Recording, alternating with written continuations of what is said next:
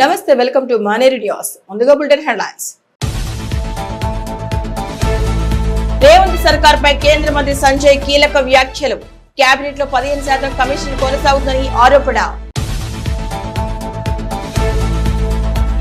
అనాథకు సఫర్యలు, మానవత్వం చాటిన కరీంనగర్ పోలీసులు. ఘనంగా కేసీఆర్ జన్మదిన వేడుకలు, మొక్కలు పంపిణీ చేసిన మాజీ మంత్రి గంగుల. బీసీ అభ్యర్థుల గెలుపు కోసం సభలు సమావేశాలు, ఉమ్మడి జిల్లాలో పర్యటిస్తామన్న బీసీ సంఘం జాతీయ నేత Jajula. Welcome back. CM Revanth ప్రభుత్వం ఎప్పుడు ఊడుతుందో తెలియని పరిస్థితి నెలకొందన్నారు కేంద్ర మంత్రి బండి సంజయ్. కరీంనగర్ లో పట్టభద్రుల టీచర్ ఎమ్మెల్సీ బీజేపీ అభ్యర్థులకు మద్దతుగా ఏర్పాటు చేసిన సమావేశానికి ఆయన హాజరై మాట్లాడారు. కొందరు మంత్రులు ప్రతి పనికి 15% కమిషన్ తీసుకుంటున్నారని ఆరోపించారు. అవినీతి తప్పులు చేయకుండా చూడాల్సిన ముఖ్యమంత్రి దిగజారి ఎలా మాట్లాడతారని ప్రశ్నించారు. రాష్ట్ర కేబినెట్ మంత్రులు కాంగ్రెస్ ఎమ్మెల్యేల మధ్య చీలిక వచ్చిందని ఆయన కులగణనతో కాంగ్రెస్ కొరితో తలగొక్కుంటుందని చెప్పారు. బీసీ జాబితాలో ముస్లింలను చేర్చి బిల్లు పంపుతామంటే ఆమోదించడానికి మేమేమైనా ఎడ్డోళ్లమా అని ప్రశ్నించారు. ముస్లింలను బీసీ జాబితాలని తొలగించుకుంటే కేంద్రం ఆమోదించే ప్రసక్తే లేదని స్పష్టం చేశారు. ఎమ్మెల్సీ ఎన్నికల తర్వాత తెలంగాణలో అధికారంలోకి వచ్చేదాకా ప్రధాన ప్రతిపక్ష పాత్ర పోషించేది బీజేపీదేనన్నారు. కాంగ్రెస్ తో కుమ్మక్కై బీజేపీని ఓడించాలని బీఆర్ఎస్ చూస్తోందని ఆరోపించారు బండి సంజయ్. ఇలా నిరుద్యోగ సమస్య మీద ఏ పార్టీ కొట్లాడే, కేవలం రాహుల్ గాంధీ వచ్చి సెంట్రల్ లైబ్రరీ స్టేట్మెంట్ ఇచ్చిపోయింది తప్ప నిరుద్యోగ సమస్య కొట్లాడింది మనం. ఇదే నల్గొండ జిల్లాలో నిరుద్యోగ సమస్య మీద కొట్లాడితే ఇలా శ్రీనివాస్ గౌడ్ రాష్ట్ర కార్యదర్శిని తీసుకుపోయి 16 మందిని ఇలా 42 రోజుల పాటు జైల్లో పెట్టి దసరా దీపావళి పండుగ లేకుండా వేసింది బీఆర్ఎస్ పార్టీ ప్రభుత్వం. సిద్దిపేటలో గోడలకి గేట్లకి కలెక్టర్లు ముట్టడిస్తే ఇలా 3 కార్యకర్తల కాళ్ళు విరిగిన ఫ్రాక్చర్ అయింది. మహబూబ్ నగర్లో తలలు వలిగినాయి. ఇలా ఆదిలాబాద్లో లాఠీ చార్జ్ అయితే మొత్తం వారం రోజుల పాటు జైలుకు పంపారు. నిజామాబాద్లో జరిగింది. ఎక్కడ పోయినా నిరుద్యోగ సమస్య చేస్తున్నాం, ఫైట్ చేస్తుంటే ఇలా లాఠీ చార్జ్లో దెబ్బతిన్నారు భారతీయ జనతా పార్టీ కార్యకర్తలు. ఏ రోజు కాంగ్రెస్ పార్టీ కార్యకర్తలు దెబ్బతినలే. కాంగ్రెస్ పార్టీ క్యాడర్ లేదా రోజు కొట్టడానికి 10 మంది కార్యకర్తలు లేదు, ఇప్పుడు లేరు, అప్పుడు లేరు కాంగ్రెస్ పార్టీ. మానవత్వం చాటుకున్నారు కరీంనగర్ పోలీసులు. నగరంలో మతి స్థిమితం లేకుండా రోడ్డుపై తిరుగుతున్న ఓ వ్యక్తిని చేరదీసి సపర్యలు చేసి చికిత్స నిమిత్తం ఆసుపత్రికి తరలించారు 1 టౌన్ పోలీసులు. ఇతనికి స్నానం చేయించి భోజన వస్తుని సమకూర్చారు, నూతన దుస్తులు అందించారు. 42 శ్రీనివాస్ కి మతి స్థిమితం లేదని కుడికాలకు దెబ్బ తగిలి ఉండడంతో చికిత్స నిమిత్తం ఆసుపత్రికి తరలించి చికిత్స చేయించినట్లు పోలీసులు తెలిపారు. ఈ సందర్భంగా 1 టౌన్ ఎస్ఐ రాజన్న సిబ్బందిని అభినందించారు స్థానికులు. ఇందులో head constable Mohammed Azeem, constable Kumar, Bhupal Reddy ఉన్నారు.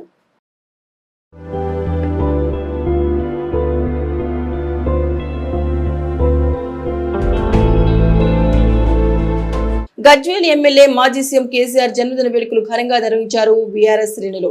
71వ జన్మదినాన్ని పురస్కరించుకొని నగరంలోని తెలంగాణ చౌక్ లో బీఆర్ఎస్ నగర అధ్యక్షుడు చల్లా హరిశంకర్ ఆధ్వర్యంలో 71 కేజీల భారీ కేక్ ని కట్ చేసి స్వీట్లు పంపిణీ చేశారు. అనంతరం స్వీట్లు, పూలు, పండ్ల మొక్కలు పంపిణీ చేశారు. ఈ కార్యక్రమానికి మాజీ మంత్రి, స్థానిక ఎమ్మెల్యే గంగుల కమలాకర్, బీఆర్ఎస్ జిల్లా అధ్యక్షుడు జీవి రామకృష్ణారావు, మాజీ ఎమ్మెల్సీ నారదాస్ లక్ష్మణరావు, మాజీ జిల్లా గ్రంథాలయ సంస్థ చైర్మన్ పొన్నం అనిల్ కుమార్ గౌడ్, మాజీ మున్సిపల్ చైర్మన్ రుద్రరాజు, నాయకులు రోడ్డవేణి మధు, పిల్లి మహేష్, కాసారం శ్రీనివాస్, గడ్డం ప్రసాద్ రెడ్డి, సౌకత్, దీకొండ కుల్దీప్ తదితరులు పాల్గొన్నారు.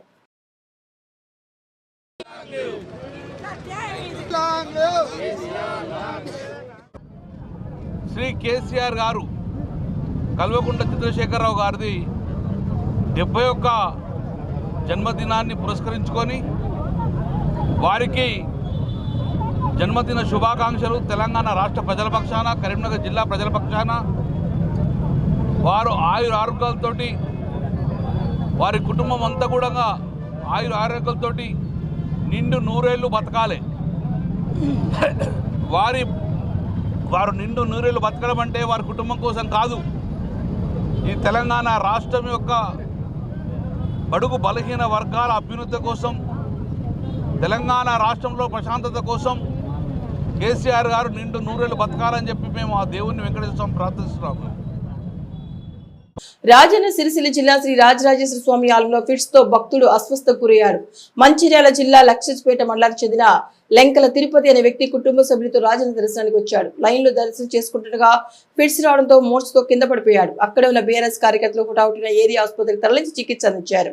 ఈ సందర్భంగా కార్యకర్తలను పలువురు అభినందించారు. వివిధ ప్రాంతాల నుండి స్వామివారి దర్శనానికి వేలాది సంఖ్యలో భక్తులు వస్తున్న తరుణంలో ఆలయ పరిసరాల్లో ప్రథమ చికిత్స విభాగాన్ని ఏర్పాటు చేయాలని జిల్లా కలెక్టర్ ను కోరుతున్నారు స్థానికులు. తన భూమిని కబ్జా చేసి ఇబ్బందులకు గురిచేస్తున్న దాసరి బుచ్చి మల్లారెడ్డిపై చర్యలు తీసుకోవాలని కరీంనగర్ చెందిన రిటైర్డ్ అధికారి లింగంపల్లి అంజయ్య సంబంధిత అధికారులు కోరారు. కరీంనగర్ ప్రెస్ భవన్లో ఆయన మీడియాతో మాట్లాడారు. ఇక నగరంలోని అంబేద్కర్ స్టేడియానికి ఎదురుగా ఉన్న సర్వే నెంబర్ 291, 292లలో సుమారు 5.5 గుంటల భూమిని దాసరి బుచ్చి మల్లారెడ్డి అనే వ్యక్తి కబ్జా చేసి 20 ఏళ్లుగా ఇబ్బందులకు గురి చేస్తున్నారని ఆరోపించారు. దాసరి బుచ్చి మల్లారెడ్డి తన భూమిని కబ్జా చేసి దొంగ డాక్యుమెంట్స్ సృష్టించి మున్సిపల్ నుంచి పర్మిషన్ పొందాడని, మున్సిపల్ అధికారులు కూడా అతనితో కుమ్మక్కై తన ఫైల్ మాయం చేశారన్నారు. ఈ విషయంలో తనకి న్యాయం చేయాలని మున్సిపల్ అధికారులను ఆయన కోరారు. మున్సిపల్ అధికారులను సంప్రదిస్తే నీ ఫైల్ మొత్తం నీ ఆఫీసులో లేదు, కానీ ఫైల్ వేయడానికి మళ్ళీ నేను ఆర్టీ యాక్ట్ ద్వారా డైరెక్షన్స్ కూడా ఇప్పించిన వాళ్ళు ఆర్టీ యాక్ట్ కమిషనర్ గారు మున్సిపల్ అధికారులకు ఆదేశాలు జారీ చేసినారు. 15 రోజులలో ఇతని యొక్క ఫైల్ను ట్రేస్అవుట్ చేసి తర్వాత 7 రోజుల్లో అతనికి జవాబు ఇచ్చి అతని ఫైల్ను కూడా రీకూప్ చేసి అతనికి ఇవ్వాలని ఇంతవరకు కూడా ఎలాంటి చర్యలు కూడా తీసుకోలేదు. మళ్ళీ తర్వాత మున్సిపల్ అధికారులు కూడా కలిసి చెప్పినా కూడా అక్కడ కూడా నాకు ఎలాంటి న్యాయం జరగలేదు. కావున న్యాయమైన సిపి గారు కానీ ఉన్నతాధికారులు నాకు నా యొక్క భూమిని, నాకు ఉండబడిన భూమిని నాకు ఇప్పించి అందులో వేసిన గుడిసెలను కోల్పు బిర్యానీ ప్యాంటు మరియు బొమ్మల దుకాణము పాపాడు వారు నిర్మించిన అక్రమంగా నిర్మించిన బుచ్చి మల్లారెడ్డిపై చర్యలు తీసుకొని నాకు న్యాయం చేయవలసి నా కుటుంబానికి సహాయపడవలసి.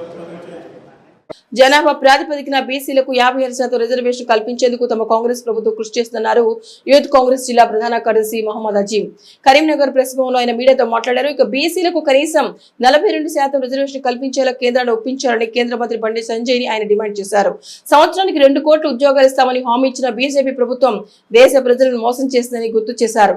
పేదలకు ఉచిత విద్యుత్, 500 రూపాయలకి గ్యాస్, మహిళలకు ఉచిత బస్సు సదుపాయాలు కల్పించిన ఘనత కాంగ్రెస్ ప్రభుత్వానికే దక్కుతుందన్నారు. మత రాజకీయాలు తప్ప కరీంనగర్ పార్లమెంట్ నియోజకవర్గ అభివృద్ధికి చేసిన కృషి శూన్యమని కేంద్ర మంత్రి బండి సంజయ్ పై ఆరోపణ చేశారు అజీం. ఈ రోజు కులగణన సర్వే జరుగుతున్నప్పుడు 56% రిజర్వేషన్ వచ్చింది. తెలంగాణ ప్రభుత్వం, కాంగ్రెస్ ప్రభుత్వం ఈ రోజు 42% అమలు చేస్తామని చెబుతుంది. 1931లో స్వాతంత్రం రాకముందు కులగణన సర్వే జరిగింది. ఓబీసీలుగా ఉన్న ముస్లింలు, బీసీబీ దూదేకులను మీరు ఏ విధంగా చేస్తా అని చెప్పడం గమనార్థం. మీరు ఒక సహాయక శాఖ హోంమంత్రిగా మీరు ఉన్నప్పుడు ఒక భారతదేశంలో మీరు ఒక బాధ్యత కలిగిన వ్యక్తిగా మీరు ఈ విధంగా చెప్పడం అనేది చాలా బాధాకరం. మీ వాటలు వెంటనే బేషరతుగా మీరు వెనక్కి తీసుకోవాల్సిందిగా తెలంగాణ యువజన కాంగ్రెస్ కరీంనగర్ జిల్లా ప్రధాన కార్యదర్శిగా నేను డిమాండ్ చేస్తున్నాను.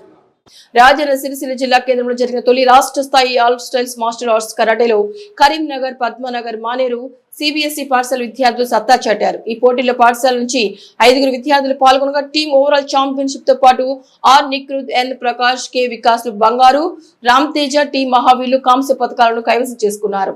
ఈ సందర్భంగా సోమవారం పాఠశాల జరిగిన కార్యక్రమంలో మానేరు విద్యాసంస్థల అధినేత కడారి అనంతరెడ్డి విద్యార్థులను అభినందించారు. మార్షల్ ఆర్ట్స్ లో రాణించిన విద్యార్థులు అన్ని రంగాల్లో రాణిస్తారన్నారు. ఆత్మరక్షణకు, ఆత్మస్థైర్యానికి కరాటే క్రీడ దోహదపడుతుందన్నారు. తమ విద్యార్థులు భవిష్యత్తులో జాతీయ పోటీలో బంగారు పథకాలు సాధించి తెలంగాణకు, జిల్లాకు, పాఠశాలకు పేరు ప్రఖ్యాతులు తీసుకురావాలని సూచించారు. విద్యార్థులను విద్యాసంస్థ డైరెక్టర్ కడారి సునీతారెడ్డి, ప్రిన్సిపల్, విద్యార్థులు, ఉపాధ్యాయులు, తల్లిదండ్రులు అభినందించారు. పట్టభద్రుల ఎమ్మెల్సీ ఎన్నికల బీసీ సామాజిక వర్గానికి చెందిన బీఎస్పీ నుండి పోటీ చేసిన ప్రసన్న హరికృష్ణకు మద్దతు ఇవ్వాలని యువతను కోరారు. బీసీ సంక్షేమ సంఘం జాతీయ అధ్యక్షులు జాజుల శ్రీనివాస్ గౌడ్ కరీంనగర్ ప్రెస్ భవన్లో మీడియాతో మాట్లాడారు. పట్టభద్రుల ఎమ్మెల్సీకి కాంగ్రెస్ బీజేపీలు రెడ్డి సామాజిక వర్గానికి చెందిన వారికి టికెట్లు కేటాయించిందన్నారు.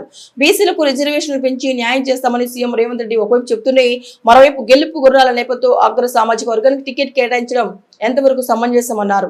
ఈ నెల 26 వరకు 9 రోజుల పాటు ఉమ్మడి జిల్లాలో పర్యటించి బీసీ అభ్యర్థుల గెలుపుకు సభలు, సమావేశాలు, సెమినార్లు ఏర్పాటు చేస్తామని ప్రకటించారు.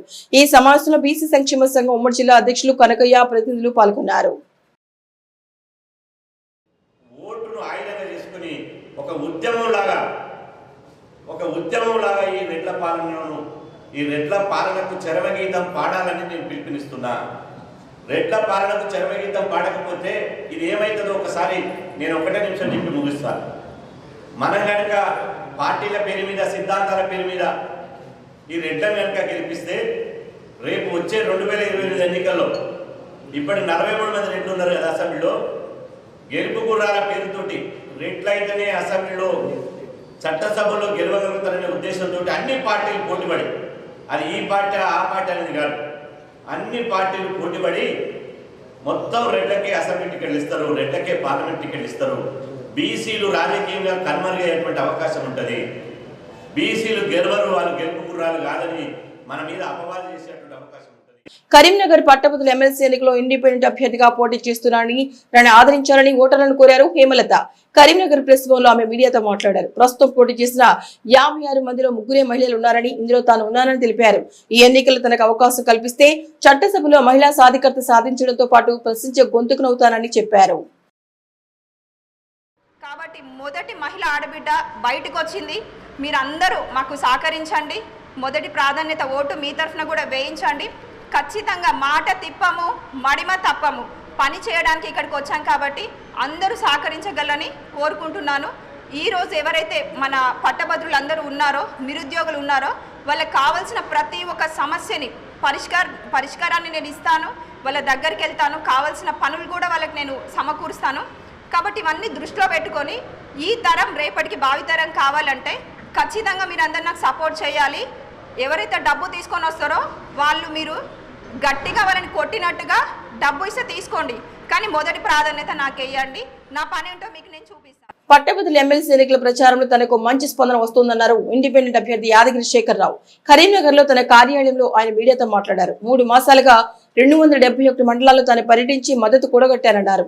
తెలంగాణ ఉద్యమంలో కీలక భూమిక పోషించారని, ప్రైవేట్ విద్యాసంస్థల అభివృద్ధికి కృషి చేశారని గుర్తు చేశారు. తనకు ఎమ్మెల్సీకి అవకాశం కల్పిస్తే పట్టభద్రుల సంక్షేమం, ఉద్యోగ ఉపాధి అవకాశాలకు కృషి చేస్తారని హామీ ఇచ్చారు. పిల్లలు చదువుకొని ఉద్యోగ అవకాశాల కోసం అటు పని చేస్తూ అటు తల్లిదండ్రులకు ఎంతోమంది తిండి, తల్లిదండ్రులను పాపం వాళ్ళని కాపాడుకుంటూ వాళ్ళు చదువుకుంటే ఫిజికల్ టెస్ట్లో పాస్ అవుతారు, కానీ వాళ్ళు ఎక్కడ కూడా రిటర్న్ టెస్ట్లో ఫెయిల్యూర్ ఉన్నది. కారణం ఏంటంటే మండల స్థాయిలో వాళ్ళు అనుకున్నట్టుగా అక్కడ కోచింగ్ సెంటర్స్ కానీ వాళ్ళ రీచ్ కానీ లేదు. అందుకే నేను ఏమంటున్నా అంటే మీ అందరి ముందు కూడా చెప్తా ఉన్నాను, నా ఏదైతే 6 సంవత్సరాల జీతం ఏదైతుందో ప్రతి నెల జీతం ఏదో ఒక మండలానికి ఇచ్చి అక్కడ లైబ్రరీ కావచ్చు, లేకపోతే అక్కడ రిసోర్స్ సెంటర్స్ కావచ్చు, అక్కడ ఏదైనా ఒకటి ఏర్పాటు చేసి అక్కడ ఉన్న నిరుద్యోగులకు, చెడు వ్యసనాలకు ఎవరైతే అలవాటు పడుతున్నారో గుడుంబా గుట్కా అట్లాంటి వాటిని కూడా దూరం ఉంచి వాళ్ళు సొంతగా నిలబడే విధంగా నేను కౌన్సిలింగ్ సెంటర్స్, రిసోర్స్ సెంటర్స్ ఏర్పాటు చేస్తానని ఈ వేదిక ద్వారా తెలియజేస్తాను. అసలు ఒక బాండ్ పేపర్ కూడా రిలీజ్ చేస్తాను. కారణం ఏంటి? ఇక మానేరు న్యూస్ ముగించే ముందు ముఖ్యాంశాలు మరొకసారి. రేవంత్ సర్కార్ పై కేంద్ర మంత్రి సంజయ్ కీలక వ్యాఖ్యలు. కేబినెట్ లో 15% కమిషన్ కొనసాగుతుందని ఆరోపణ. అనాథకు సఫర్యలు, మానవత్వం చాటిన కరీంనగర్ పోలీసులు. ఘనంగా కేసీఆర్ జన్మదిన వేడుకలు, మొక్కలు పంపిణీ చేసిన మాజీ మంత్రి గంగుల. బీసీ అభ్యర్థుల గెలుపు కోసం సభలు, సమావేశాలు. ఉమ్మడి జిల్లాలో పర్యటిస్తామన్న బీసీ సంఘం జాతీయ నేత జాజుల. ఇవి మానేరు న్యూస్ బులెటిన్ విశేషాలు. నమస్తే.